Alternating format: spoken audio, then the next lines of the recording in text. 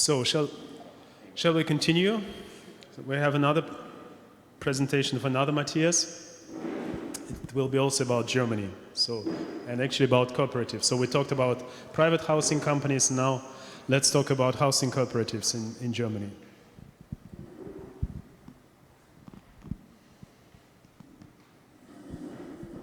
Right. Hello. Can you hear me? Can you see my screen? Yes. Oh, great. Okay, thanks. So please interrupt me if you can't hear me or if you don't see the screen. So otherwise, I guess you can see it and hear me. All right. So thanks for having me. My topic today is housing cooperatives in Germany, actually. And I want to look at the relationship between this kind of housing provision and rent control in particular.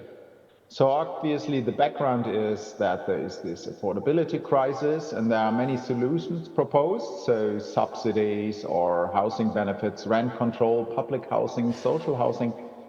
But one issue which is considered in the public as well is that it could be a good idea to give preferential treatment to non-profit landlords. So in particular, municipal housing companies, but even more to housing cooperatives, at least in Germany. And preferential treatment that could be subsidizing land, or giving subsidized land to those organizations, some restricted tenders where not everybody has access to, or preferential tax treatment. And then the question is, does that make sense? So my research question is, do housing cooperatives really differ? And since they also are obliged to follow the general rules, I think it's of particular interest whether they are also affected by rent control. And that's what I want to look at. So I hope I can expand the state of knowledge on the effects of housing cooperatives on, in particular, rent levels, satisfaction and length of rental periods. So that's partial equilibrium. So I'm only looking at the organizations itself, not the general equilibrium effects. And I tried to supplement the literature on rent regulation with an analysis of a type of housing provider that has been largely neglected in this sort of research, namely the cooperatives.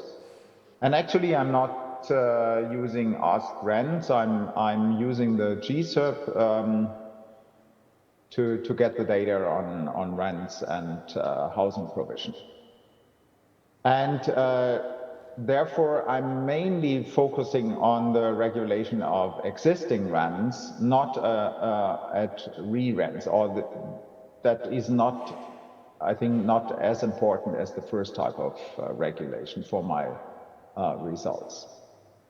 So my findings are, to give you a preview at the beginning, well, actually, residents of cooperative housing seem to pay lower rents, so that's what we expect. They live in more stable tenancies, so duration is longer. Actually, I will not show this today, but they are not more satisfied with the housing situation, and they are affected by rent control measures. So what is a cooperative? Obviously, there are differences between countries, and not in all countries they do matter that much, but in Germany I think they do. And the International Cooperative Association defines it as an autonomous association of persons united voluntarily to meet common economic, social and cultural needs through a jointly owned and democratically controlled enterprise. They should, so the principles and also the values they claim to follow should affect their objectives and the governance of housing. So they should provide security and high quality, maybe also social capital, and in particular, and that is relevant for my talk today, that there is no profit motive, so that should imply lower housing costs for the members as compared to other participants in the rental markets. So how are those cooperatives regulated in Germany, actually? Well, on the one hand, there is the specific regulation, so that's the Cooperatives Act, which obliges the cooperatives, the housing cooperatives, to promote the interests of the member. But obviously, they are also subject to the general tenancy law and rent regulation in particular. So in Germany, we have basically mainly or almost entirely unlimited tenancies, and there are only specific reasons why a landlord can terminate the tenancy, so in particular personal use. And that doesn't apply to cooperatives, obviously. And then there is regulation of rent increases, at most to the local comparative rent, only 12 months after the last increase, and so on. And in 2013, the maximum rent increase was limited. So federal states were given the opportunity to limit the increase to 15% rather than 20% within 3 years, if in the affected municipalities there are tight housing markets. So states can define tight housing markets, and that gives municipalities the opportunity to limit the increase. So that's one type of regulation for ongoing rents. And then we have also the regulation for new rents. There was none, basically, but in 2015, the rent cap, the Mietpreisbremse, was introduced, so that restricts rental prices for new contracts by the ceiling of 20% above the local comparative rent. There are a lot of specific rules and exceptions, but that's not important for my talk today, so I skip that. What is important is that tight housing markets are defined similarly for both regulations, and therefore we have in most municipalities either one or none of those, both or none of those regulations. Not in all, but in most. The data I'm going to use to analyze housing cooperatives is the GSERP.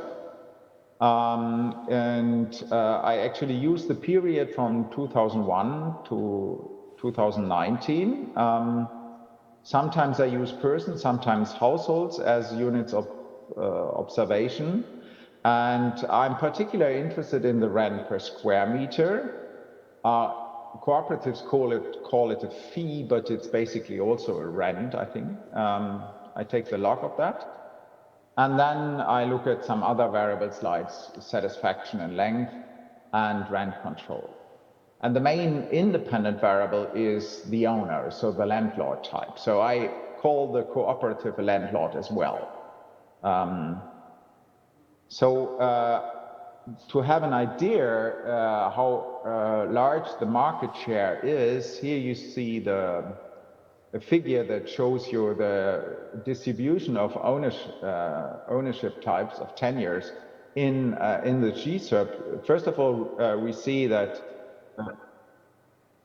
the majority are tenants, less than 50% are owners.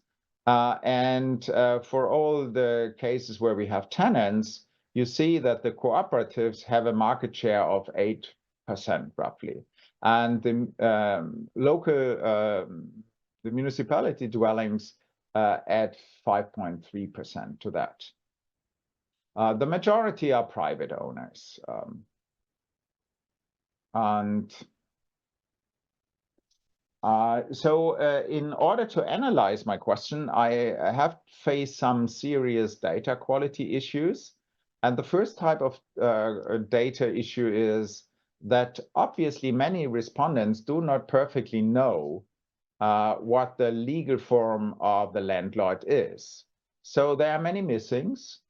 There are inconsistent answers across time and across questions. What I did is I tried to interpolate and impute the owner type in case that there is a missing, and there are good reasons to believe that the owner type, for instance, hasn't changed over time. In addition to that, I pool the municipal housing corporation, the housing cooperatives, and the housing non-profit organizations to a broader category, which I also analyze in addition to the cooperatives. So by hoping that pooling reduces the measurement errors. And the second problem I face is, well, I do not know exactly ex ante the local rent control status, because the exact location is not revealed in the version I do have for the sheets sub. So I have to derive it from the information I do have. I do use all the geographical information I have, and combine these informations and then check whether there is uniform regulation within the combinations of all these characteristics, and then I can assign a certain control status to the respective combination, and therefore to the household and the person, and otherwise not. So actually, this is the result of this procedure. The blue ones are those areas where I can assign the rent control status. So the dark blue are the areas with rent control at some period of time in my observation period, and the light blue without, and the gray I can't assign. So in order to measure rent regulation, I combine the two types. Well, the reason is, well, there is a limited number of cases. Obviously, there are complex interactions. And as I said, in most cases, the municipalities introduce both types of regulation, not just one. So I have this limited maximum rent increase and the rent cap together. Furthermore, the rent cap was typically introduced second. First, due to the regulation and the timing of the regulation, first the limited maximum rent increase was introduced, and then the other type. So if we look at the expansion of rent control in the sample, actually, here we see the shares of individuals which are subject to rent control measures. In 2013 was a small share only for this limited maximum rent increase. The other one didn't exist then, and so on. And then, as you see, if you compare the row where we have at least one of the two regulations or both, you see the numbers are actually quite similar. So in most cases, we have both, if there is one. Of course, since rent setting incentives may differ between the two types of regulation, one might think this is not a perfect solution. It isn't, I guess, but that's what I did. I think it's still the best way to deal with it. So to give you a brief overview of descriptives here for 2019, here in the upper part, I have the cooperative housing, and the second part and lower part of the table, I have the profit-oriented owners. And you see the mean actually rent square is lower for cooperative housing, and satisfaction is basically the same, but the length of the rental period is much longer. So just descriptives, no confidence intervals for the difference. And you see there are some other differences. So what I then did, first of all, I started with a two-way fixed effect regression, where the dependent variable are the log rents. I did that at the individual level, but I cluster at the household level. And I use the ownership variable as the relevant independent variable. So cooperative housing, the dummy for cooperative housing is my main variable. And actually it seems to have a clear negative effect through all the specifications. So I add some additional housing characteristics, and later on, so in the third and in the fourth column, I add information on rent control. Rent control seemed to increase the rent. So this simply reflects the fact that rent control happened to exist in those areas where we do have tight housing markets, so where the rent level is simply higher. But for the interaction of rent control and corporations, I actually find a negative effect. So this seemed to, so even if I take the cooperative housing as such into account, seem to have a reducing effect. And then there are, I use a hazard model to look at the survival rates, and that confirms what we expect, namely that the survival, the tenants survive longer in cooperative housing than in other types of housing, and also more broadly in non-profit housing as compared to other types. But my main interest, as I said, is what is about rent control. And so here I use a staggered difference in difference design, where I actually use only the not yet treated as control group. So I compare those that were treated earlier with those that were treated later. So those households actually that live in a apartment which is already subject to rent control due to the local regulation, and compare that with a household that is not yet living in such an apartment. I use the difference in difference imputation estimator of Borosiak and co-authors in order to deal with heterogeneous treatment effects, but also because this allows time-varying covariates, and that turns out to be relevant for my analysis. My dependent variable is the rent per square meter. The observational unit are households, as I said. And this estimator first estimates the coefficients by OLS only for the not yet treated observations, and then predicts from the results of the first stage the outcome without treatment for the treated, and then compares this, and then we have the individual treatment effect, and then we aggregate that to get the period or overall treatment effect. I include some controls. For instance, I control for subsidized housing, state subsidized housing, by having a reduced rent dummy variable. And I also control for the rent imputation procedures used by the GSAP by adding dummies indicating whether there was rent imputation or not.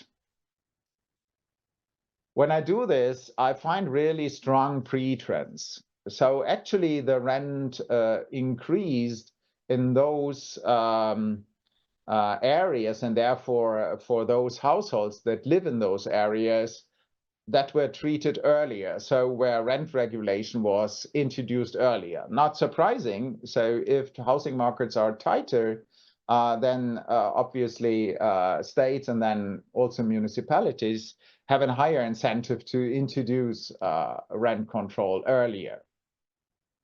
So therefore, I could not use the raw data, so to speak, due to the pre-trends. And I added then cohort, city size, and east-specific linear trends. And conditional on these trends, there are no pre-trends. And I also then find significant treatment effects. And this is shown here for the cooperatives, for the not-for-profit firms more broadly, for the for-profit firms in general. So these are the small private landlords and the big companies, and then for all of them together. And what you see here is a classic event study design with this imputation estimator. What you have to take into account is, so the event is 0, obviously, so a regulation was introduced at 0, and then we have the periods of regulation. We see the 95% confidence bands. The treatment period, so the red part, compares the outcome with a period before introduction of treatment, and the pre-treatment period, which is the blue part, there the point of comparison are the periods before, so 6 and more periods before the treatment was introduced. So therefore, the confidence bands are much broader in later periods. And what we see here is actually a treatment effect for cooperatives. We see the same for not-for-private profits firms. We don't see that clearly for for-profit firms. So my explanation for that is that we have really a huge heterogeneity here, and that we have very different behavior of small private landlords and big companies. Overall, we have a treatment effect. So I did some robustness checks. I excluded the imputed ownership parts. I excluded the imputed rents. I also excluded the reduced rents. I excluded the years 14 and 15 because there we had a break in the time series of rents in the G-sub. So variables or questions were different there in these 2 years. And I also used households instead of household spells as units. Basically, qualitatively, the results hold. So that doesn't change the general message of the previous analysis. So to sum up, I mentioned already the results before. Cooperatives seem to deliver what they are expected to deliver, namely lower rents and stable tenancies, but they are affected by rent controls. I think it's plausible, in particular for the rent control of ongoing rents, because there are these limits on the rent increase. They really apply also to cooperatives. And there is something to do, and I'm still working on that. So I would want to compare in more details cooperative with other not fully profit-oriented organizations. I want to look more at the mechanisms and also a bit more on heterogeneity. So thanks for your attention.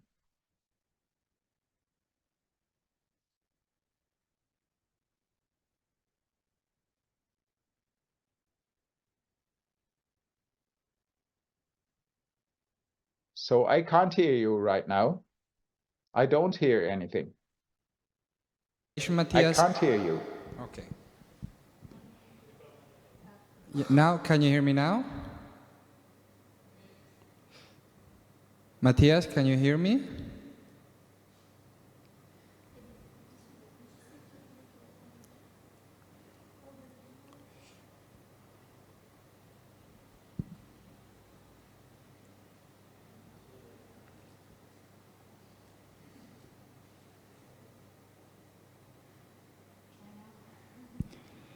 Can you hear me?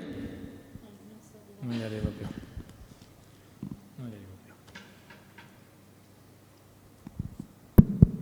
Non gli arrivo più. Grazie.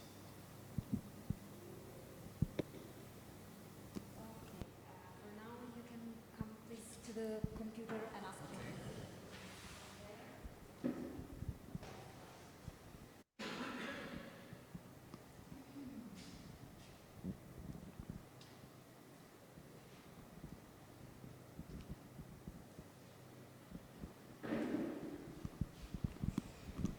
Can you hear me, Matthias?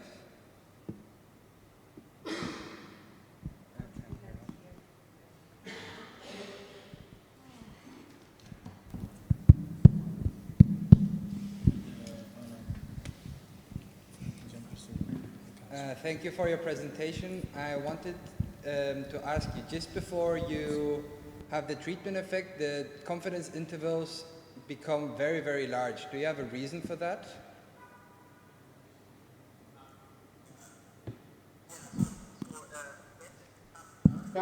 From year to year,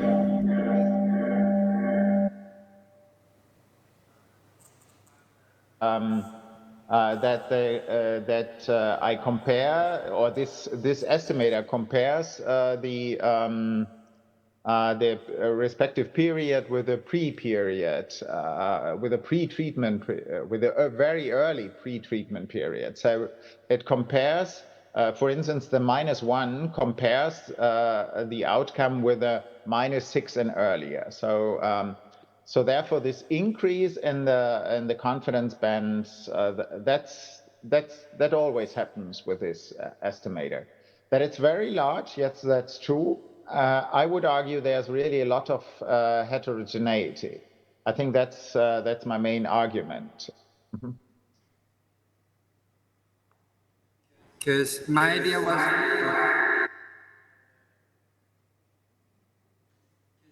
would be that maybe some actors in the housing market prepare for the rent control being introduced, and therefore there's more variation. The ones that don't react to this, to the news of the rent control coming, and those that do. Maybe that is a possible reason why, or maybe that has nothing to do with it. So of course, in principle, it could be that some of the not yet treated, these are the observations considered there, are already somehow taking into account. So some anticipation effects that might be the case in some of the regions. So some, I think not in all of them. Yeah, might be. Yeah, it's a good idea to consider that. Yeah. Thank you.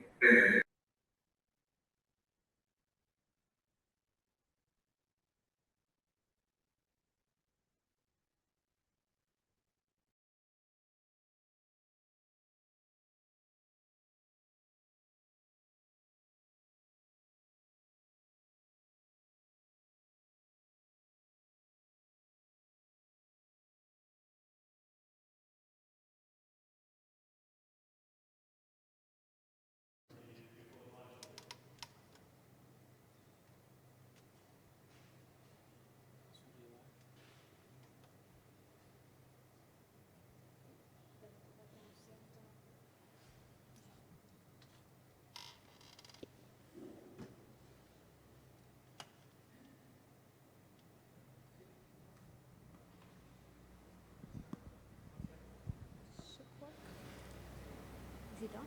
Yes. Ahora funciona, ¿no? Sí. ¿Sí? Ahora sí. Sí. No, Ahora it sí. doesn't. Sí. Sí. Okay. So, thank you very much. Thank you very much.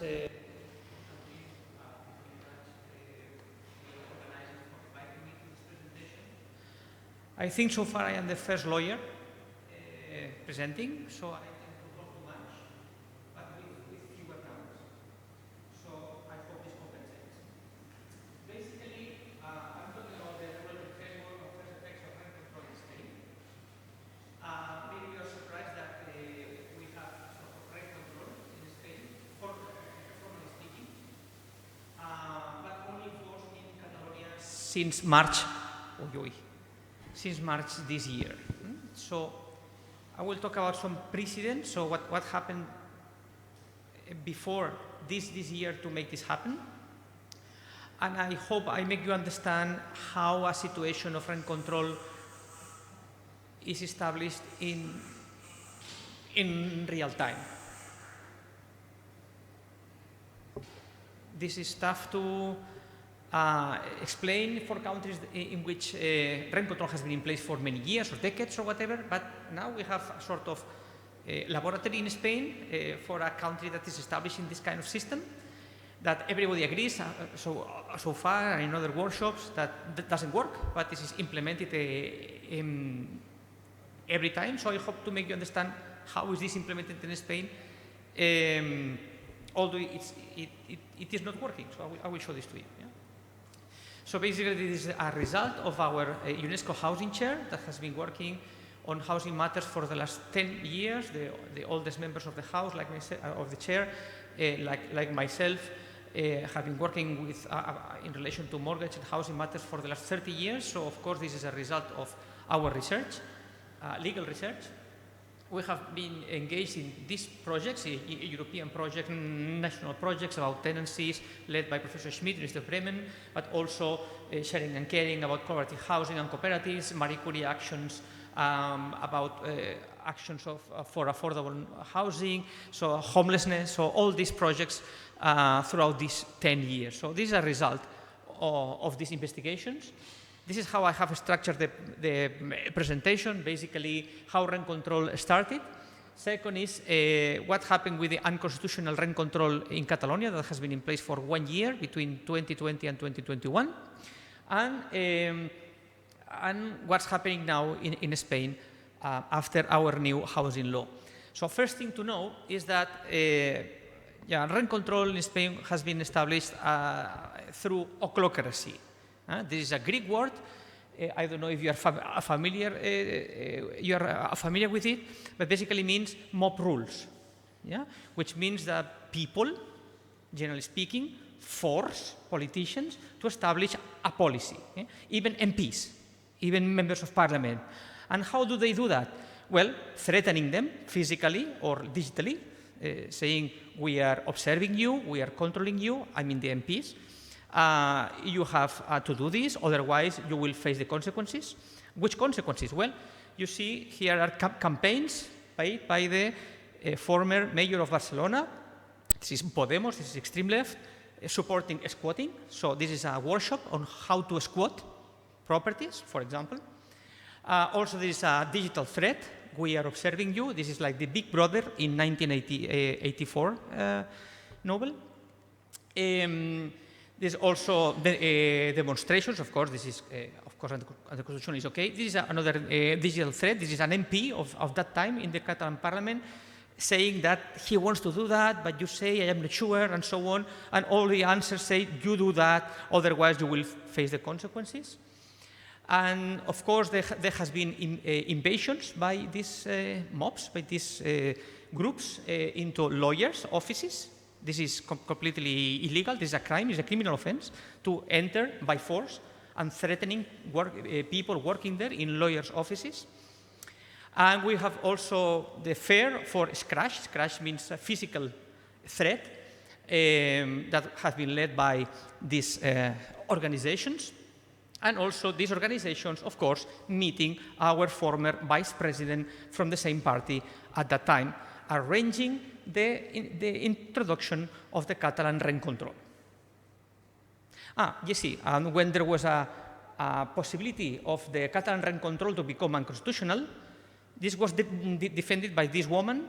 This woman used to be the lawyer, the attorney of the terrorist band ETA that killed nearly 1,000 people in Spain for 40 years. She used to be the lawyer of that terrorist band. She was the one defending the Catalan Rent Control Act and threatening other people, saying, you shouldn't do that. This is completely illegal and completely constitutional. Of course, it was unconstitutional, and it was declared unconstitutional on the same basis as the rent control system in Berlin was declared unconstitutional.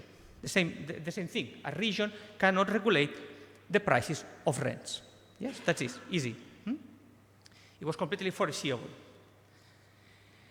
Well, I will not go through all the details of the Catalan regulation because, as I said, it was declared unconstitutional. And I covered it in a nice conference that took place in Lisbon, led by Joao here present. It was absolutely excellent conference there, also with Konstantin, and we discussed all these topics. I covered all the details there. But simply as a summing up, it was a system of Mietspiegel plus Mietpreisbremse plus Mietendeckel system. So it was a combination of everything, this Catalan system of rent control, and this is nearly the same system that has been implemented for whole Spain in the new Housing Act 12/2023. What I want to say to you, what I want to share with you is precisely what are the reasons for the Constitutional Court to make it unconstitutional. First thing is the one I have already said, which is basically that it invades competences of the state. The same reason for declaring constitutional the Berlin rent control system. But there were additions in this decision, and the Constitutional Court said at that time, rent control affects the very foundation of the contract. This is the general principle of freedom that is deduced from Article 10 of the Constitution by enshrining the principle of the dignity of the person and the free development of personality. So the Constitutional Court said rent control goes against people's freedom, dignity, and free development of personality. So rent control is threatening, is challenging 3 human rights. And also the Constitutional Court added that rent control is also attacking the second most relevant characteristic of a flat, of a house, which is its patrimonial aspect. So it is a so important patrimonial asset that if you attack it, if you control it, you are attacking the freedom of negotiation, freedom of, you are decreasing the value of the assets of people and so on and so forth, so you are not allowed to do that. These are some reasons put there in the Constitutional Court. But then, but you may say, okay, this is our opinions by a court, by yourself, saying, you are protesting for nothing important and so on. So, because rent control in Catalonia worked. Well, it didn't work. It didn't work, not surprisingly. You can simply take one of Konstantin's and his colleagues' papers and follow the rules there, follow the consequences everywhere in the world, every time in the past, and this was completely fulfilled by Catalan rent control. This is propaganda by the same groups that were pushing forward this, saying it is working, we are so happy, and so on and so forth. Reality, after 1 year, was that rent control increased, rents in Catalonia increased more than in Madrid, where no rent control was established, and the offer of dwellings changed between 2020 and 2021. There was a decrease, because you remember the COVID and so on, but there was a decrease of 22% of the offer of renting flats in Madrid, but it was a reduction of 42% of offering flats for renting in Barcelona in the same period. So basically it was a complete disaster. And you may think, well, these are some other discussions on the consequences of rent control in Catalonia. There were 4 reports, and as I said, they follow the results of your investigations that you have addressed in so many conferences, and today again, saying basically rents decreased just from the first month, rents increased again, the precarization of the offer of property, reduction of the offer in those municipalities with rent control, black market appeared, and so on and so forth. And then after the declaration of unconstitutionality, prices rocketed, and so on and so forth. The same things everywhere in the world, every time in time. Yeah? So no surprise on that.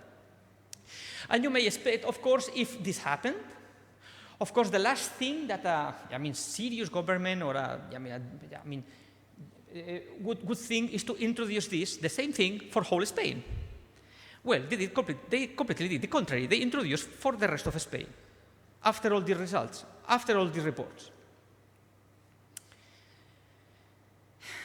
And because it was still being decided by the Constitutional Court in 2022, so remember it was this was in Catalonia between 2020 and 2021, so what happened in 2022? So the Spanish government, now for whole Spain, started saying, well, we cannot introduce by surprise, again, a similar regulation for whole Spain. So immediately, what we're going to do is to cap rent increases. Excuse, like always, the invasion of Ukraine by Russia, saying inflation is increasing and so on, we have to do something.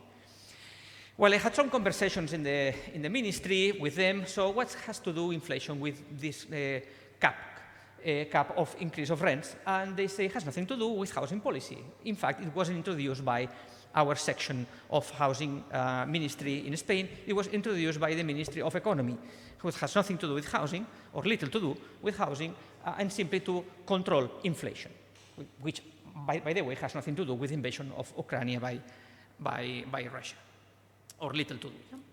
So what happens is that they introduce a cap of rent increases of 2% since 2022 until the end of 2023, and a 3% cap increase control in 2024, and they are inventing a new index, very brainy, sure, many economists working on that, but to introduce some devil mechanism for 2025 to control rent caps, the increases of rents for next year.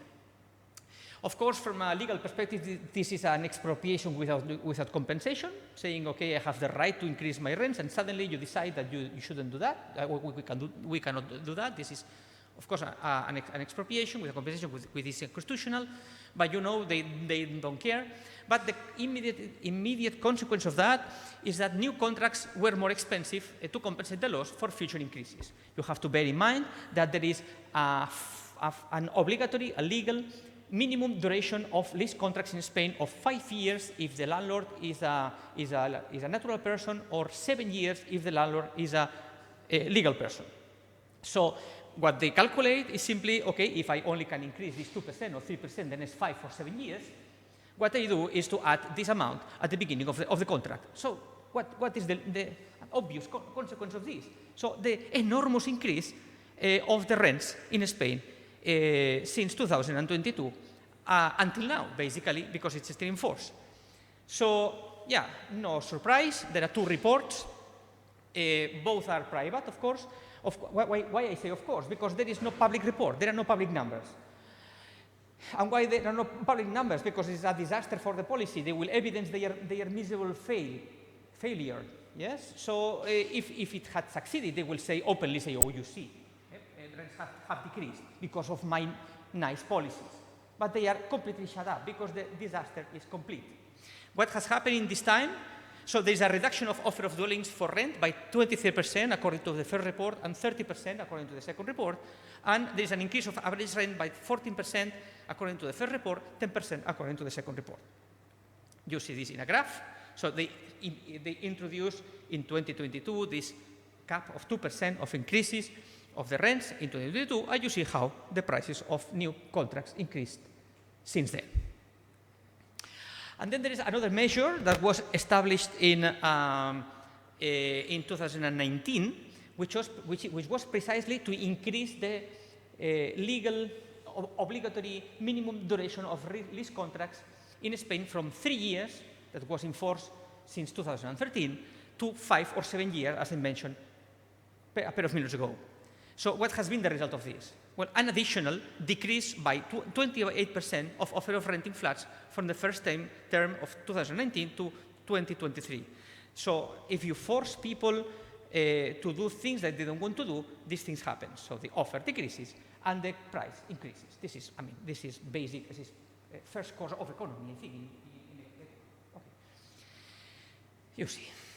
Well, so what's the situation now? This is the new Spanish Housing Act, 12/2023, and they have introduced not less measures to intervene the tenancy market, but more measures to intervene more the tenancy markets. You see, very logical. Everything is very logical. Yeah? And then you see here, they created these areas of stressed or tense housing areas, so areas in which one of these 2 requirements are fulfilled. We'll cover now. But basically, they don't define what an area means. The law doesn't defines many things. There are 25 definitions of many things, but they don't define what an area is. And it has been done on purpose. Because any mayor or any regional government can decide what a stressed area is. If this rule doesn't fulfill for the whole region, they look at specific cities. If no cities fulfill, or the cities they like, or whatever don't fulfill, they look at neighborhoods or districts. If they don't fulfill, they look at the streets. So this is another, intentional bias policy, saying whatever region or group of villages or group of districts, whatever, you can decide what an area is, fulfill one of the two requirements, you can implement all these nice measures you will see now. First thing, to be declared as TENS, an area should have an average housing expenses exceed 30% of average household income, or, so either or, the increase in purchase or rental price in the last 5 years has been plus than 3%, more than 3% of the price index of the autonomous community, of the region. Then, if this is fulfilled in your area, for example, I tell you what Catalonia has done so far. This is a single region in which this measure has been implemented. Catalonia has declared a single region for the whole community, for the whole region. And which is this area? This area is conformed, there are 140 municipalities included. So it's not 140 areas, but a single area with, in which there are 140 municipalities widespread throughout the region. They have nothing to do one to each other. One are in the Pyrenees, another are on the coast, another one is Barcelona, this kind of thing. So, which are the measures that are implemented now in Catalonia thanks to this? There's a forced extension of leases of 3 years more. So we have just seen what has been a disaster to force extend the duration of contracts from 3 years to 5 or 7 years, but they have extended 3 years more. And if you have a vulnerable tenant, plus 1 year. So now we can have in Catalonia tenancy contracts compulsory for 11 years. Yes? This is going to be a mess, complete mess. But they don't care, basically they don't care. I know for sure they don't care. I have told to them. Yeah? Second thing is freezing of rents at the price of the previous contract. And if there is no previous contract, they have invented an index. I will show you how the index has been conformed. Only there is an increase of 10% if the dwelling has been reformed in a certain way, or it has been arranged for more than 10 years, which is very exceptional.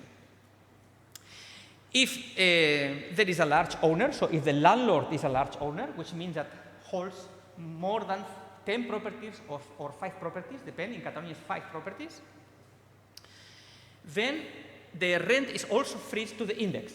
So not only to the previous contract, but also to the index. There are 2 ways of freezing it. And all the formalization and management expenses are for the landlord, have to be paid by the landlord. There are some incentives in the income tax for landlords who fulfill certain requirements, but everybody agrees that they are useless. Nobody cares about them. And fifth idea is that this state reference system of housing rental prices is based on the personal income tax of 2022, which basically means it increases the rents of the last 10 years. And what is the result of this is that the index reflects about between 15 or 20% of reduction of market price of the rents. So basically it's very few, generally speaking, it's very few. It's only enforced in Catalonia, as I said, since March this year, so 3 or 4 months ago. And it's being thought to be implemented also in Navarra and Asturias, and also in the Basque Country. These are the 3 more regions that are planning to implement this. Yes? And you may think now, okay, you are also criticizing these measures and so on. You are a lawyer, you're criticizing everything. Well, let's see the numbers, maybe the numbers. So what has happened? What happened the very same day that this measure was implemented in Catalonia? First thing is that our group of tenants started their trainings on Marxism, saying we have to go further. It's not enough to control rents, we have to abolish rents. And one of the papers of Konstantin here evidence that this was already done by Lenin at that time, the abolishing of rents, saying rents, you see here, habitatge és una necessitat, so housing is a need, paying the rent is theft. Is theft. Thief, stealing. So it should be abolished. Yes? This is what they are pushing forward now. And you see a meme here, very well-known meme, and this is a pretty reality now in Spain.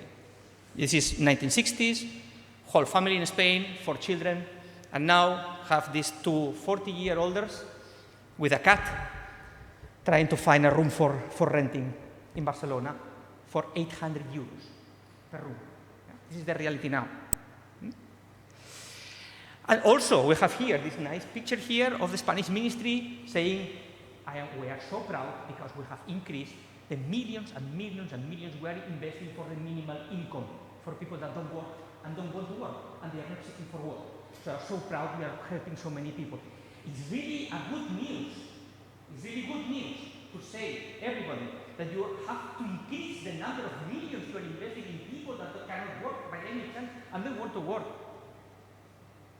Or it would be a better news if you say we have to decrease these millions because there are more people working and everything is working and so on and so forth. This is done regularly every month by the Spanish ministry and the Catalan government saying we are increasing the subsidies for paying the rent. We are so happy there are 3,000 more families that we are helping them to pay the rent. This is a disaster. This is a complete disaster. Yes. So very same day, paying the rent is a tax. So we shouldn't do that. We shouldn't do that. But we found some people saying the very same day that this rent control was introduced, there was a reduction of 8% of the offer of flats for renting in Barcelona. The very same day, 8% less offer in Barcelona. You see, there are people here saying, I am being evicted, I can only afford to rent a room, and so on. And now they are wailing, saying, well, yes, maybe rent control is not working very much, but first, we shouldn't pay rents because it's theft. Yeah? Second is that landlords are bad guys, are evil, and they are going to other ways, other forms of renting. They are trying to bypass all these controls, and they are using temporary leases or room leases instead of urban leases for renting flats, and this shouldn't be allowed. And what has been the consequence of this, Catalan government immediately passed a law decree saying we will extend, we won't extend, we are extending, in fact, it was last month, we are extending rent controls for room rental and for students and workers and so on as well. Yeah? This decree only lasted 1 month because it wasn't convalidated by the parliament because there were elections and the groups joined together to block this measure. Because the consequence of this, I mean, this is a nice thing I will be happy to discuss with you, would be the enormous increase of the black market. For sure, there is no other exit to bypass of the rules. If you control me normal leases and you control me room rental, if you control me workers rentals or student rentals, I don't have any other remedy than go to the black market and that's it. Yeah? So you are forcing people to be criminals, and they are not criminals. So this is the evolution of the rents in Catalonia. You see here rent control is the gray thing, and you see here that there was an increase in the middle. You see here the increase. This is the yellow line. There was an increase in the middle. This is public data. In the middle was an increase of rent, so only the first month's work when it was introduced in 2020. And then the rents increased, and there was, of course, a decrease in the offer of flats. Reasons for that is there is no building of new properties, of new homes since 2011.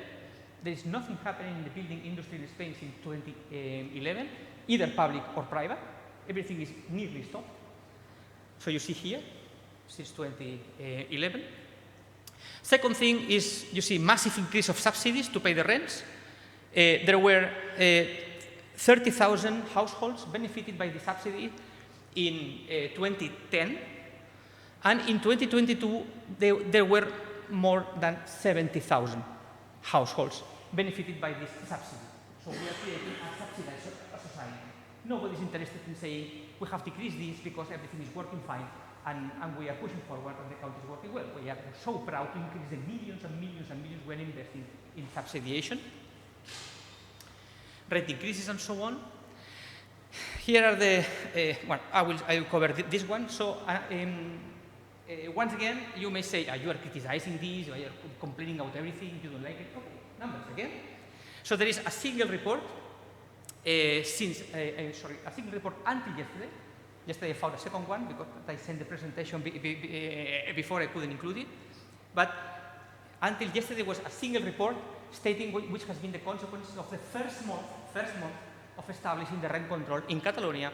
And you see here this an increased average of 4.3% of the rents. The first month, the rents increased even with rent control or because of the rent control. And second thing is the reduction of 30% of the offer in whole Catalonia, automatically, in 1 month.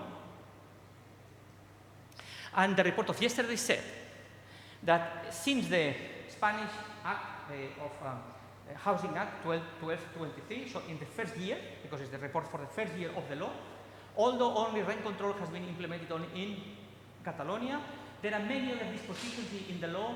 For example, the law supports squatters for the whole country. So if you squat a property, now it's even more difficult to keep you out from the property. So until the law, you could stay as a squatter maybe 7 months, 8 months. Now you can stay nearly for 4 years as a squatter.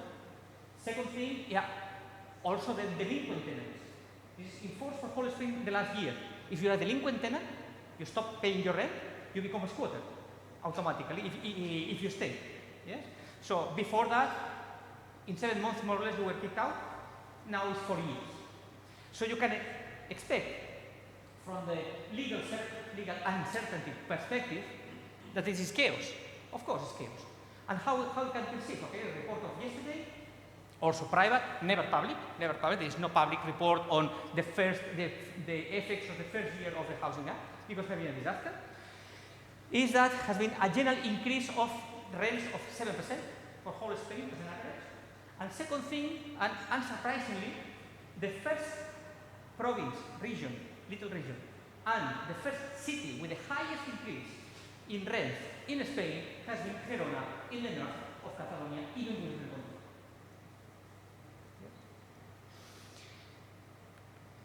Well, you see, I am just trying to empathize with you and to cry with you together and to extend my sadness to you of the reality. I have been writing little pieces I sometimes send to Konstantin for crying together about ochlocracy, inefficacy, unconstitutionality, massive expropriation of home ownership, extension of rent control of temporalities and rent. Nobody cares. This is open, public in the newspaper. The publish this openly. This is complete disaster. I quote Konstantin's works sometimes. Konstantin, Kholodilin. Nobody cares. Nobody cares. So my recommendation will be go back to the to a decent or a reasonable housing policy. I have many offers to make, but it's not time for doing that. I have written many times on this academically. And go back to this sentence summarized by Chesterton saying 3 acres and a cow, saying that home ownership is essential for people and leave people live and let live, basically. This is what it means.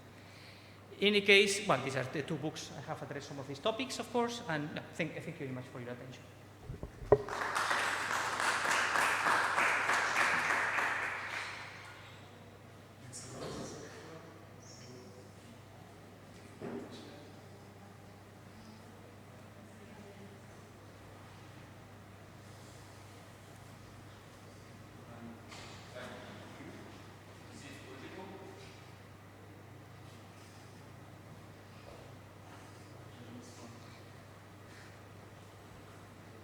Switched off. Okay, so this is audible now. Okay, thank you very much for your presentation. I would pick up on your remarks about the necessity of home ownership, if I understood it correctly. Did I understand it correctly that you think home ownership is the way out and home ownership is necessary? Because in history, there were, in urban areas, there were long periods where there was very little home ownership. It seemed to work. And also there are other ways of how to kind of address the motivation, how to motivate landlords to invest in a property, to not increase rents so much, but preventing speculation. I'm thinking particularly about addressing ownership of land, somehow the division of ownership of land, perhaps like public ownership of land or common ownership of land, and the separate ownership or long-term lease of the structure. What is your position on that? Thank you.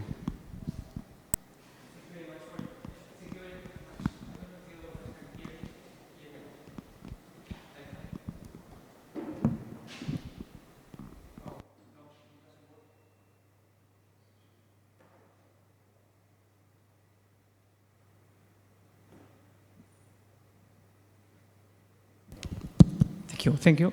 Thank you very much for your nice question. I would talk about this for hours, but we will have the whole day. We can discuss this later on. But basically, for me, after about 30 years of research in housing and mortgages and so on, I have come to a conclusion is that the best scenario is a very widespread homeownership. Very widespread homeownership. So once you take decisions saying, okay, we will not allow less affluent households to buy because it's dangerous, because they get over-indebted and then they are evicted and so on and so forth. That is exactly the policy that the European Commission has taken for the whole European Union, especially for the Southern European countries, including Italy, including Portugal, including Spain, Malta, and some others, saying less affluent households shouldn't go for homeownership. They should be tenants. Of course, we cannot pass a law saying poor people cannot be homeowners. Homeownership is only for rich people. We cannot say that in a law. But we will do this as much as possible to make this possible. And what they are doing since 2011 is creating these macroprudential rules. Are you familiar with that? The macroprudential rules things? And according to the Directive 2014-17, remember this directive, the Mortgage Credit Directive? Many countries have passed legislation saying basically you have to pass an examination to get a loan, a mortgage. If you don't pass it, for example, you don't have enough savings, you will not be granted a mortgage. This has been absolutely dramatic for Spain, and I think I can talk for Portugal as well and for Italy, that many less affluent households have been redirected to the tenancy market. What has been the consequence of that? Coupled with the lack of new buildings since 2011, because it's a huge crisis, especially public buildings, because the economy isn't working, so the administration has no money for building new public buildings, neither private, but public even less. Yes? So if you couple both things, you end up in this labyrinth, in this situation of many households, young people and so on, that can neither buy nor rent. So this policy that has been followed in Germany for the last decades, and many Northern European countries saying only rich people should be homeowners, because it's dangerous that poor people should become homeowners, and bringing them to less developed, expensive, deteriorated tenancy market is wrong. It's a very bad policy, because you get this thing. So in Spain, same in Portugal, same in Italy, renting a flat has always been, for decades, much more expensive than buying a property. If you force poor people to rent instead of buying, you end up in a tenancy bubble. In Spain, happened in 2016. Tenancy bubble was really expensive to rent in big cities, and then you end up in these ochlocratic measures. So these ochlocratic measures, trying to prevent the explosion of tenancies, have been the result of very bad housing policies of the last 17 years. Yeah, more or less. Yeah? But we can discuss the whole day, no problem, the whole day. I am here the whole day, so we discuss. I mean, I like this topic a lot, as you can imagine. Oh, I cannot hear you. Yes, good. Maybe a question is a bit related, because you mentioned on the side that there are no developed rental markets in Catalonia, but maybe actually Spain in general, in Portugal, right? the same thing. In Malta, exactly. the same thing. So also traditionally, you had like incredibly high ownership rates. Yep. So there's currently a bit of a transition towards also having rental markets, but you have no tradition for that. No. Same experience with Eastern Europe actually currently. Same thing, And it may be actually not the problem of kind of that owning is better than renting, but rather the inexistence of healthy housing rental market, and also a socio-demographic problem, right? Because when I compare it to my home country, so Austria, the general population lives in rental housing, right? So we even have members of the parliament renting, right? There's no stigma to renting, and it's a good option. It's very secure, right? So in that sense, it's not that kind of divide, it's so different.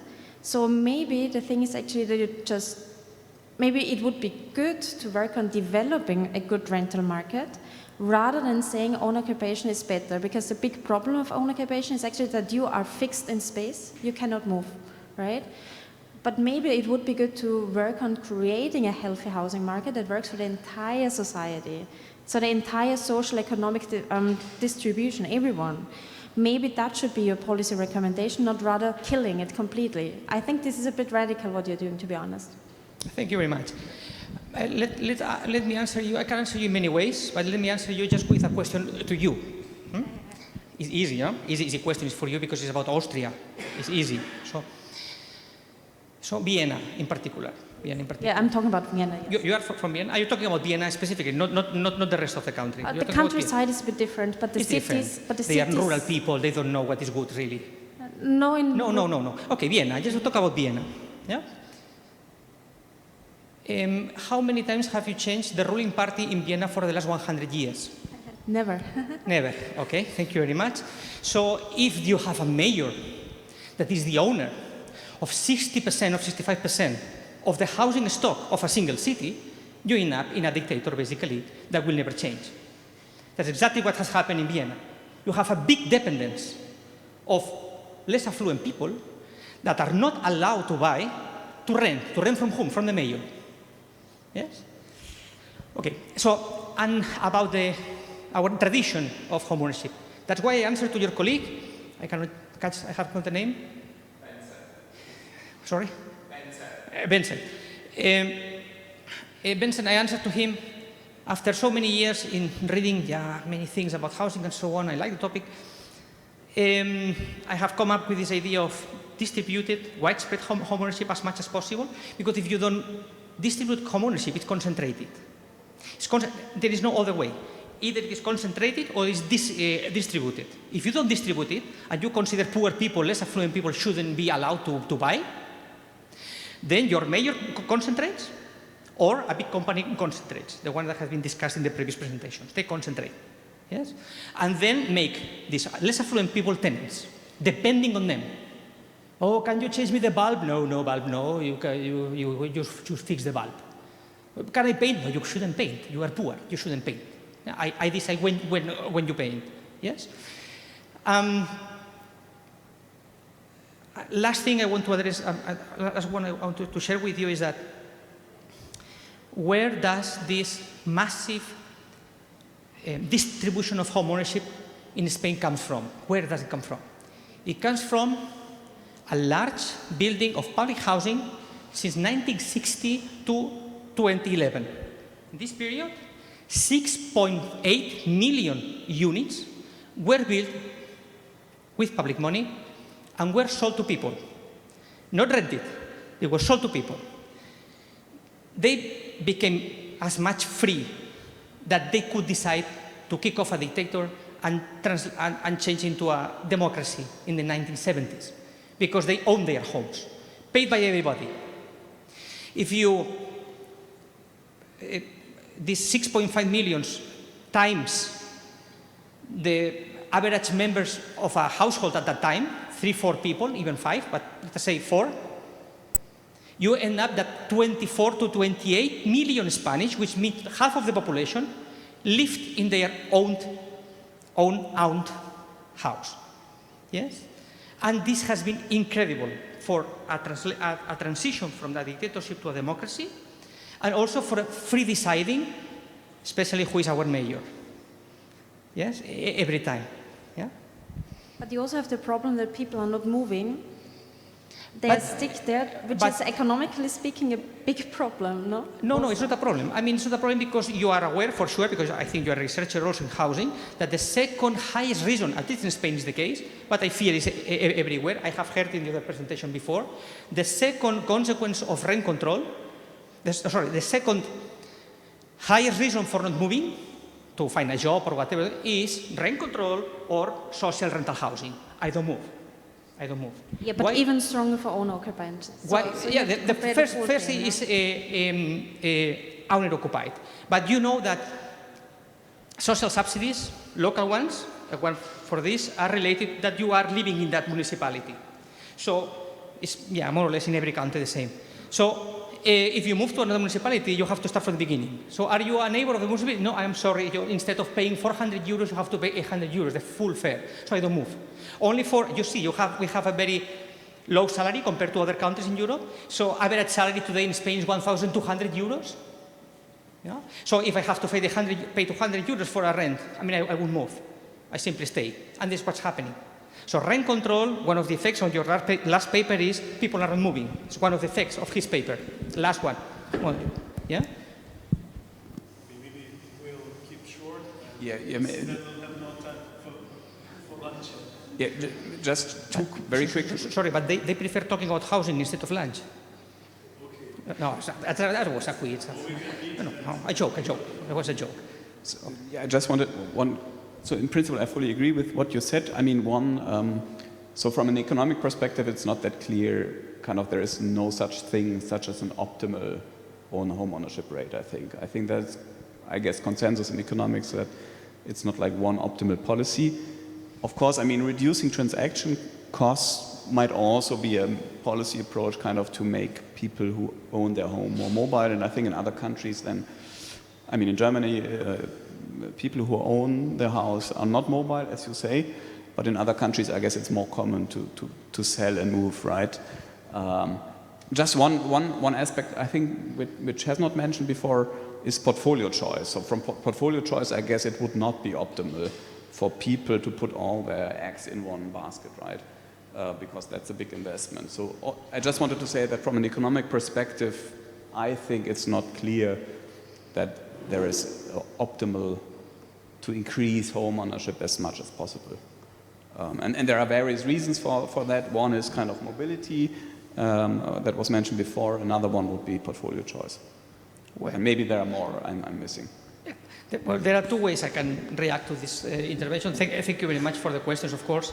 First thing is that there is life beyond economics, happily, which means that there are other things to take into consideration, in particular human rights, including, as our Constitutional Court said, freedom or self-development and things like that. That should be somehow assessed economically, could be or should be economically assessed. But second way of answering to you is that you may have a look, if you haven't, to Eurostat data. And you will realize that Northern European countries, the ones that have promoted tenancies for less affluent people for decades, are in a worse condition, according to households affordability and over-indebtedness, that are all the Mediterranean countries, exception made for Greece. So Italy, Portugal, Spain, Malta are far better. Our households are far better in relation to indebtedness related to housing than any Northern European country. The Netherlands, Denmark, Austria, Finland, Germany. So, and we have done completely different policies in relation to housing.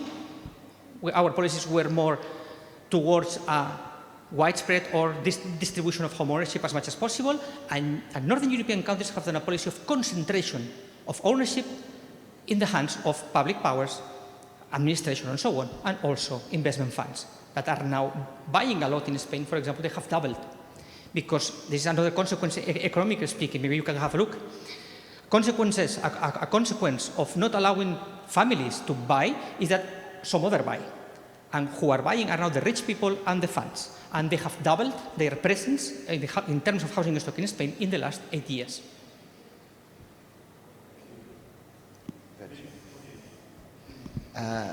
I'm, first of all, very thankful for this presentation. I'm not very familiar with the Spanish situation, but two questions. One, what's the reason behind the change in policy? So you mentioned over the last 40 to 50 years, Spain, like Malta, was investing a lot in construction of social housing. In the case of Malta, giving land practically for free, and then also subsidizing the construction of the housing. Like, why now, after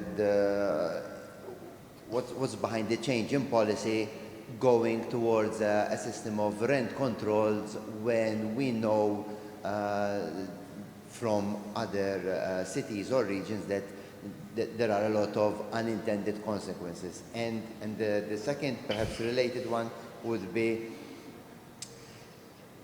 if I understood correctly, these controls were only introduced since 2020, but we know that the unintended consequences take a lot longer to start manifesting themselves, even in terms of the lack of maintenance, the reduction in construction activity, the shrinking of the rental sector.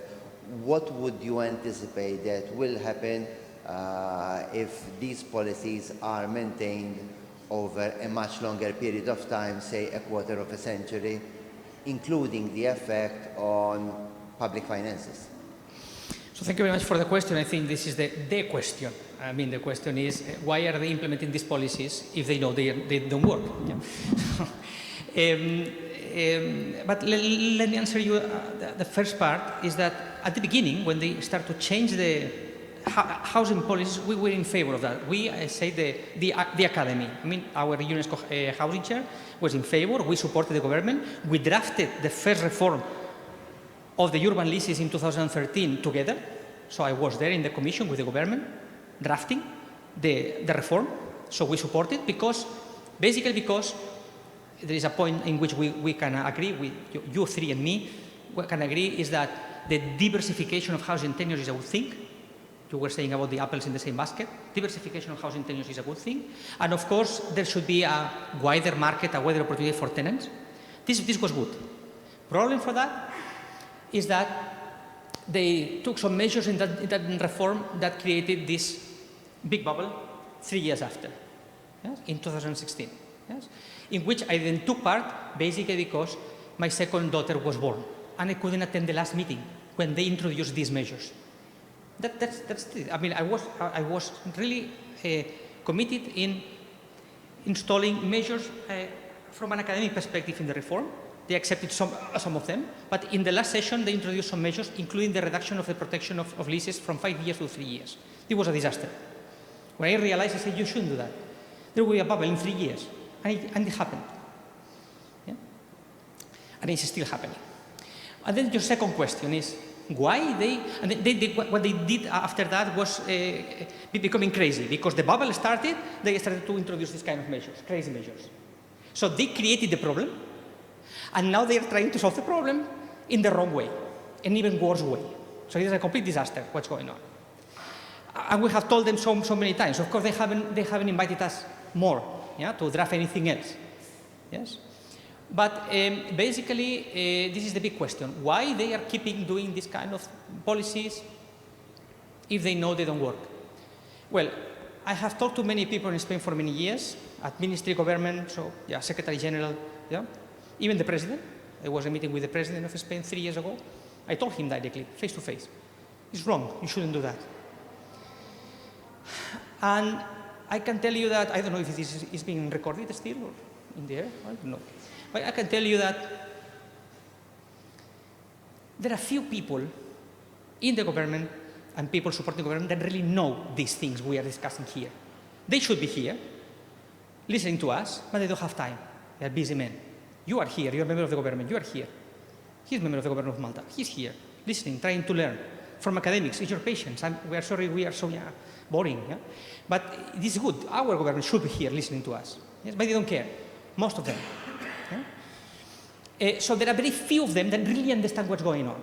And they are pushing forward these policies. The other ones are good faith. The other ones are ignorant, basically. They follow the mob.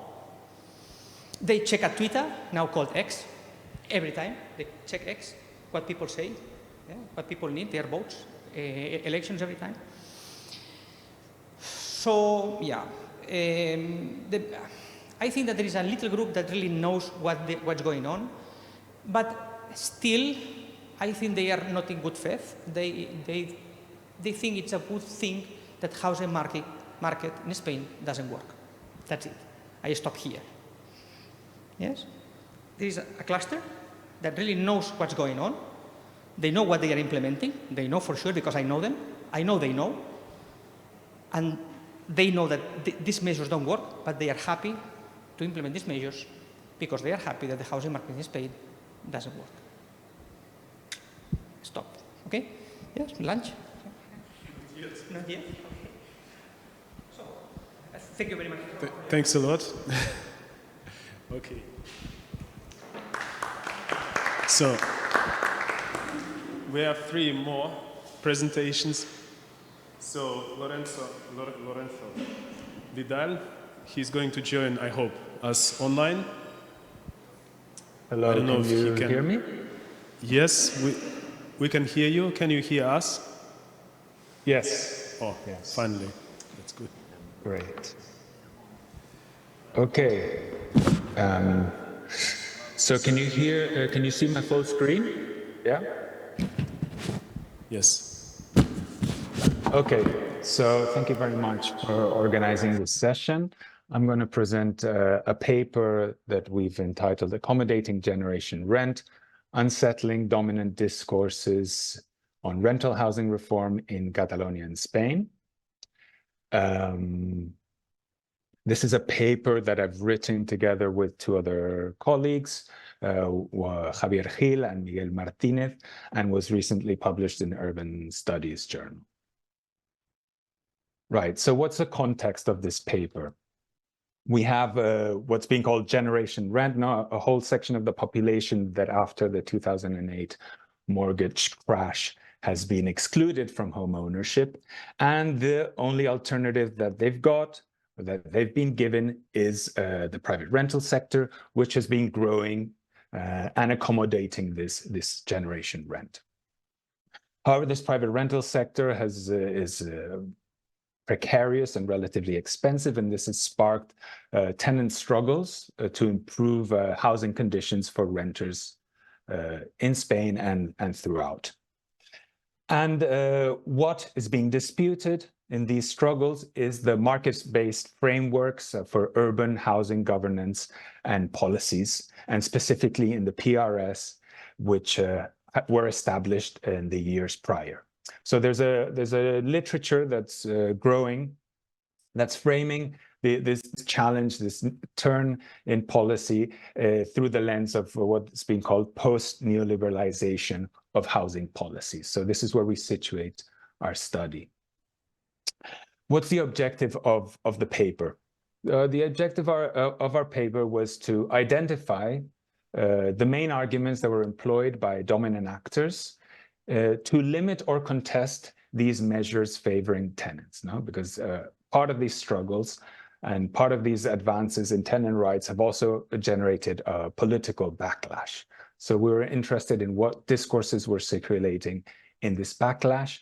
And then we wanted to put these arguments, the main arguments we identified, up to theoretical and empirical scrutiny. Okay, so the case study we've chosen for this is Catalonia/Spain, because in the context of Spain, many of the housing competencies are at the regional level. So we chose Catalonia and Spain as our case study. We think this constitutes a paradigmatic case, no, of the rise of the private rental sector from the ashes of the 2008 mortgage crash, and of its associated housing affordability problematic and socio-legal struggles that have been sparked around this. So we think this has a kind of a prototypical value in tracing the discursive battleground that is being drawn right now around the contemporary urban rental housing question. So we think it has specific relevance beyond just the case of Catalonia, Spain. This case has also seen a lot of tenant struggles, post-crisis, and electoral shifts that have allowed many of the tenant demands to find a policy that somehow would reflect some of these demands. And consequently, tenant rights have expanded in limited and uneven ways, but there's been a very, very strong political backlash against this. No? So it fits in with the wider general context that I mentioned before. Okay, so what methods did we use for this? On the one hand, we carried out a critical discourse analysis of these dominant discourses. What did we base our analysis on? Well, first, we identified as dominant actors, on the one hand, the government that's taking the measure forward, opposition parties, and landlord organizations and think tanks. And the material we analyzed was 7 selected legislations. This would give us the government perspective, because normally these legislations, they have a preamble that presents a succinct justification of this measure. So there's a discursive element to it as well as the official transcripts of government spokespersons' interventions during the parliamentary debates in the voting session of each of these laws. For the opposition parties' discourse, we sourced also from official transcripts of their spokespersons' interventions in each of these selected parliamentary debates, because we think these were decisive spaces where their positions and the direction of their vote is conclusively reasoned, and their main arguments are presented, both to the chamber and to the public. And then finally, for the voice of landlords, we analyzed up to 16 press statements and publications produced by their main interest organizations and think tanks in response to these measures. And then the second step was to preliminarily contrast these discourses with available survey data, document analysis of gray literature, and literature reviews of academic articles. Okay, so what were the results of our analysis? We identified 3 main arguments that have been used repetitively against all the different improvements in tenants' rights. And the 3 arguments are: 1, the vulnerable landlord, we call it; the second are the counterproductive effects; and the third is the violation of property rights. Oh, sorry. Right, the first argument, the vulnerable landlord. So this argument portrays the majority of landlords as ordinary persons whose livelihood depends on rental income, right? So this poses a distributive problem to measures favoring tenants, because they would harm landlords in similar measure. No? And this is largely an empirical claim that has been constructed on the basis of a paucity of data. No? There's not much data on the structure of the rental market, on the socioeconomic profile of landlords. So this discourse has been circulating in the absence of strong data that would allow to contrast it. The second argument, the counterproductive effects, claims that tenants, measures favoring tenants ultimately harm them because they disincentivize, rental housing maintenance and supply. And this assertion is based on kind of theoretically informed interpretations of the workings of the housing market, influenced by popularized, orthodox economics 101 formulations about supply and demand, etc. And the third argument we identified is what we've named the violation of property rights. No? This argument goes that public restrictions placed upon the uses and the prices of rental property rights. And we consider this a normative argument that reflects an absolutist perspective on private property. In this table, we illustrate how essentially the same arguments have been used against a variety of different measures that have been implemented throughout these years. This goes from the extension of the duration of leases to different protections from eviction for vulnerable dwellers, to price rent controls. And we see that as these arguments are repeated constantly, there is a strong kind of element of ideological motivation and interest, economic interest motivation behind them, rather than a nuanced assessment of each measure. No? This is what we derive from observing how these arguments are reiterated in front of very different measures. So in this presentation, I will only focus on one part of the paper because the workshop is centered around rent control, and rent control measures are mostly confronted by this argument of the counterproductive effects. Now, here we have, for example, a quote from one of the spokespersons of the Liberal Party Ciudadanos in the Parliament of Spain during one of these parliamentary debates. And the spokesperson says that few policies produce such unanimity in the opposite sense. No? The Swedish economist Assar Lindbeck said that price controls are the best way of destroying a city besides bombing it. Paul Krugman has insisted that few topics have been so profusely studied in economics, and that there is a very broad consensus that limiting rental prices reduces the quality and quantity of housing. Okay, this is just one excerpt of the different material that we collected that illustrates very well this position of counterproductive. Ultimately, it's the tenants themselves that will lose out if there's rent control put in place. Okay, so when we decided to put this argument up to theoretical and empirical scrutiny, we start with the theoretical considerations. And we see that this viewpoint hinges on the supply and demand dynamics of rental housing, assuming competitive market conditions. No? However, political economists from Adam Smith to Henry George, passing by a whole host of them, have underscored the monopolistic character of land ownership. This question of monopoly in land ownership has been put aside by the neoclassical turn in economics, but we think it's valuable to bring it up again. Why? Because of the specific conditions of land. No? Land is finite, it has unique localizations, and this grants it a special character that's different from any other commodity that we know. No? So there's a structurally natural scarcity in land. And on top of that, in the context of private ownership of land, landowners can demand a positive return on all land in use and create artificial scarcity as land is withheld unless this premium is paid. No? And we think that ownership can be more or less concentrated, and there can be more or less land available for housing development, but regardless, landowners will not face direct competition for the uniquely located plots of land that they own. There's a locational monopoly. No?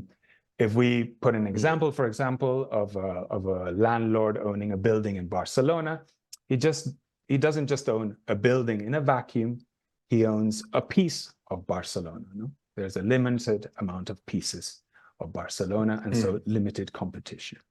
Sorry, there's noise. Are you hearing me properly? Yeah. So the rents they extracted as a result are added to the production costs and profits of housing provision and the determination of housing. And thus, these prices incorporate a monopolistic component. Sorry, I'm hearing some, somebody has their mic open. Pa ne znam sad, prvo ne znam to kašnjenje, ja otprilike svakog meseca kasnim nekih 5 do 10 dana dok mi ne bili par hiljada dinara. Okay. I'll try to continue, but there's somebody speaking and I can't, I don't know if the rest of you are hearing. So in this scenario, landlords can charge whatever the demand will bear, no? And in cities that concentrate employment opportunities, for instance, demand for rental housing can be highly price inelastic, no? Tenants are relatively captive customers, and this allows landlords to inflate prices, underpinned by the extraction of monopoly rents. Sorry, Alexander Miletic, could you silence your microphone, please?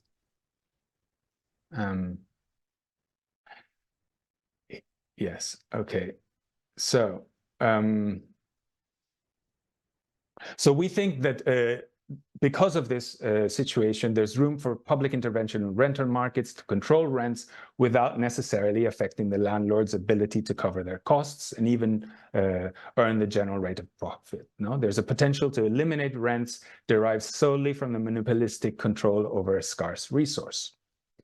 Now, right-leaning political parties and landlord organizations argued that this problem of scarcity can be mitigated by expanding the supply of private rental housing. No? The argument goes that high rental prices stimulate new housing supply, which will eventually lower rents. No? And that any public regulation that hampers profitability prospects disincentivize the market provision of additional rental units. However, we find very convincing the analysis by this Australian economist called Cameron Murray, who demonstrates that in the logic of profit maximization in context of housing price growth actually limits housing supply expansion. Why? Because housing is not produced just when price exceeds its production costs. It functions like an asset. And there's an economic incentive to delay new supply. Why? Because it gives you the opportunity to capitalize rising land values. In other words, why would you supply today for 50 euros, let's say, if you can wait and supply tomorrow for 100 euros? So Cameron Murray argues that there's an inbuilt speed limit on how new private supply dynamics work in the private market. And on the other hand, when there is trouble in the horizon, in the market, landowners and landlords put a brake on new developments so as to stop future losses. So there's this temporal dimension that's not taken into account in mainstream analysis. And so believing that the market will swiftly supply its way down to lower rents, we argue, contradicts market incentives. So in this condition, we think that there is room for political interventions if we look at the theory behind how rental markets and housing markets operate more broadly.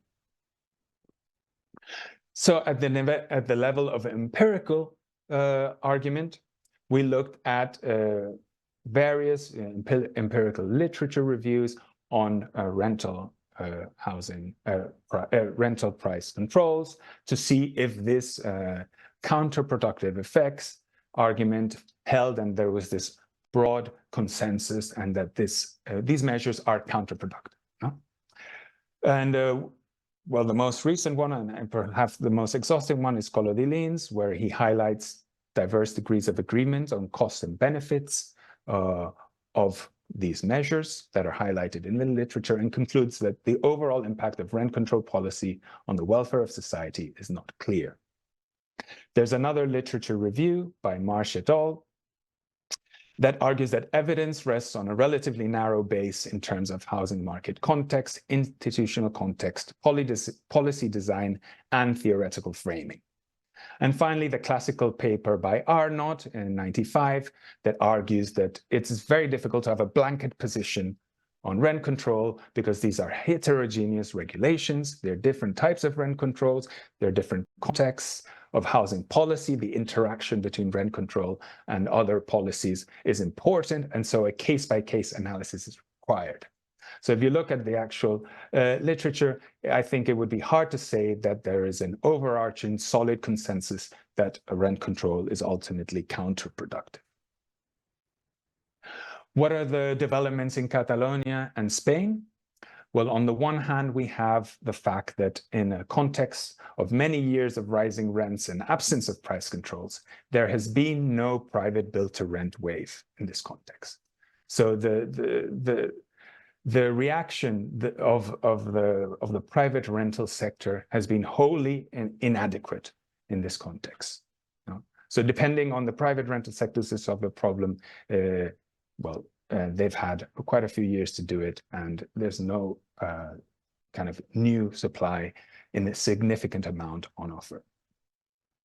And in the case of Catalonia's short-lived rent control law, which would be kind of the empirical studies that have been made on this short-lived rent control, there has been disagreement on its effects upon rental housing supply. And these differences are largely stem from theoretically informed methodological decisions, affecting the databases employed, the time periods chosen for the analysis, and the units of observation used for comparison. For example, there's a paper by Monras and Montalvo that argues that there was a huge drop in supply after the law's enactment. But if you look at the paper by Joffre and Monseigne, for example, they argue that this other paper doesn't take into account that the weeks prior to the measure being put in place and in anticipation to this, there was a sharp spike in tenancy agreements. If you take that into account, there was no drop in supply. So we see here how different approaches used in different papers give out different results. However, how is this picked up in the public debate? Well, the paper by Monras and Montalvo, which is a working paper, had widespread media attention used by landlord organizations to dispute this law, etc. Whereas this second paper by Joffre, Monseigne et al., which is an actual peer-reviewed publication, had very little coverage. And if I'm not mistaken, the previous speaker didn't even mention it. So we see here how there's a very highly politicized and ideological public and academic debate happening right now in the Catalan and Spanish context, that our analysis shows that there are relevant theoretical and empirical weaknesses in dominant discourses. And so we think that the burden of proof against the pro-tenant measures continues to lie on the opposition. And I would leave it at that, and I'm happy to respond to any questions or comments. Thank you very much. Thank you, Lorenzo.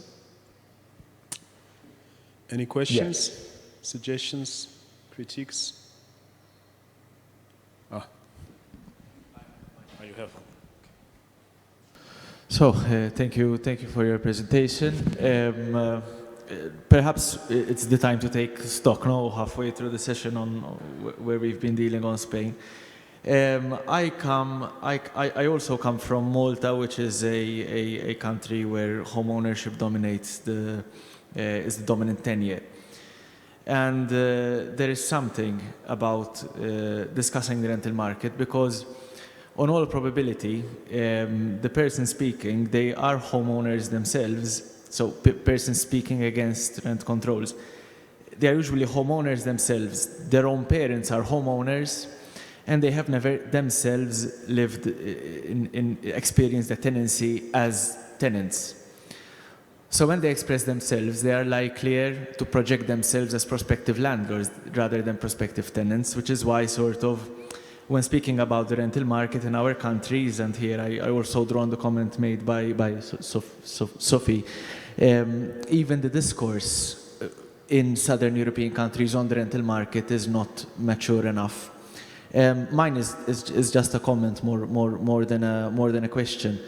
But practically, yes, I think that in Southern Europe we are being made to face a reality future generations and current ones as well having to adapt themselves to being tenants, which was a consideration which perhaps these same generations growing up would have never considered, because going back to their grandparents, their parents, and even themselves growing up, they only know ownership as the tenure that they aspired to have. And which is why, therefore, even Prof. Nasare's intervention earlier is that one can understand why there is such a strong bias in favor of ownership in southern European countries. Mine was just a comment more than a question. So I don't know, Lorenzo, whether you have any further comments to make. Thank you.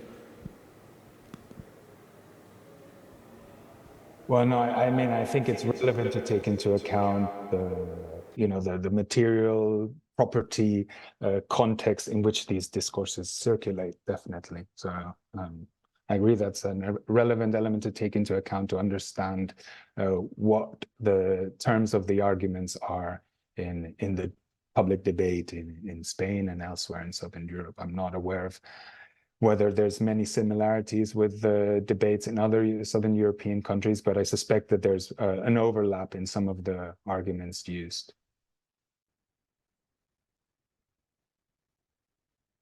Okay, thanks, Lorenzo. So there was one suggestion, so we have to change our plan for today once more time. So we